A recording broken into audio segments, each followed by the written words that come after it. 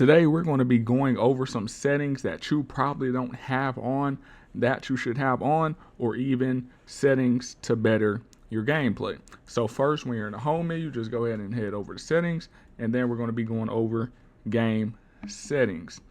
Now, first, y'all boys, let's go ahead and go down.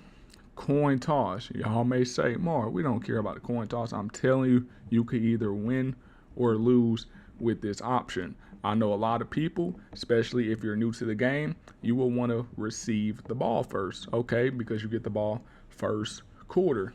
No, I'm telling you, if you have it on kick, you start off on defense, and then third quarter or halftime, whatever you want to call it, you will be receiving the ball. I'm telling you, this plays a big difference. I'm about to put it in a scenario for y'all boys. Okay, so let's say you receive the ball, right? You don't score your first drive. Your opponent, he comes out and scores, and let's say by the time it's third quarter, you're losing 21-14. You're down by 7 points. And because you had it on receive, you have to kick the ball back to your opponent. So now he could go up on you by 14. So let's just end up saying the score goes 28-14.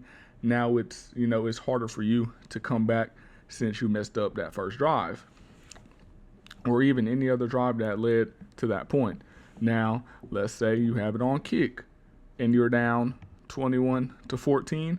Third quarter, you get that ball back. Now you're able to tie it back up 21-21, and then you can end up picking off your opponent, and now you're back in the lead. So now it's 28-21. I promise y'all boys, this makes a difference. I always have mine on kick, but remember, if it is on kick, if your opponent also has it on kick, it could make you end up receiving the ball. So just to let y'all boys know.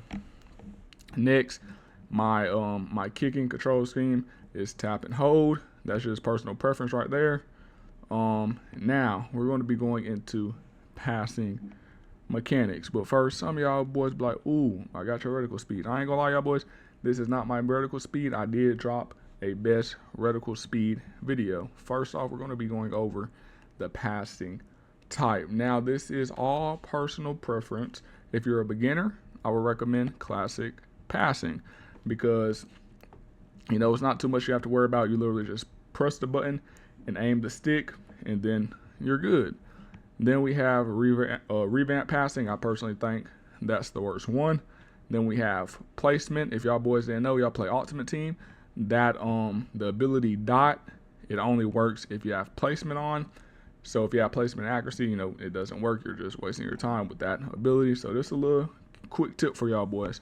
And then placement and accuracy, I run this, just because I use it on Madden and I'm most comfortable with this setting, and I feel like I could place that ball anywhere it needs to be placed.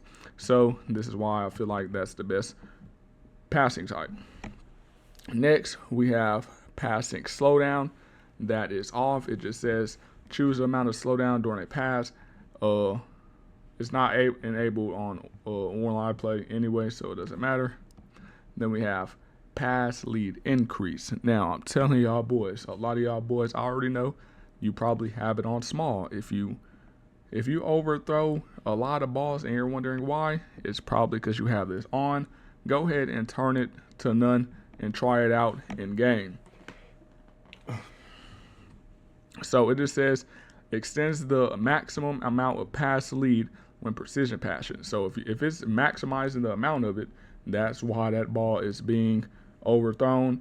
Or if you have it off and you underthrow a lot of balls, you could try to turn it on small and see if there's a difference in the ball. But normally it's between none or small. When the game first started off, I had it on small, then I ended up switching to none, and none works better for me. Reticle speed. This is very important. I feel like if you have it, the slower you have it, the more control you have over your pass and the least amount of overthrows. And then the higher you have it, that's when those balls could be more, out of control and wild. But for reticle speed, I recommend either 3 to 12. Some people even run it 16, but that's kind of too high right there. Reticle visibility is user only. meter speed, user only, none of that really matters. Now, gameplay helpers. Auto flip, that doesn't matter because, you could turn that on or off in the game. Now, defense of ball hawk. If you have this off, y'all boys, I don't know who told you to turn it off. You shouldn't have it off. This should be on. And all this is the users are going to attack, like your defenders are going to attack the ball way better. So, if the ball is in the air, he can either swat it down or, pick the ball off way better. Now, if that's off, I don't know what you're doing, bro. I'm not going to lie to you. Okay, now we're going to be going over defense of heat seeker. Now, some people have this on, some people have it off. I personally have it off. Now, if you're a beginner, you're not that good at tackling, go ahead and try it on. Just go ahead and try it on. All it helps is when you're user control on a defender, you're steered towards the ball carrier when attempting to run or dive into him. So I feel like where this could kind of mess you up, where it can mess you up at is, if they do a trick play, if they're doing an option, it may lock you onto that quarterback. It could just pull you in no matter what they pitch that ball, then they're gone. I personally have it off, but I feel like if you struggle with tackling, turn it on and try it out. Switch stick delay.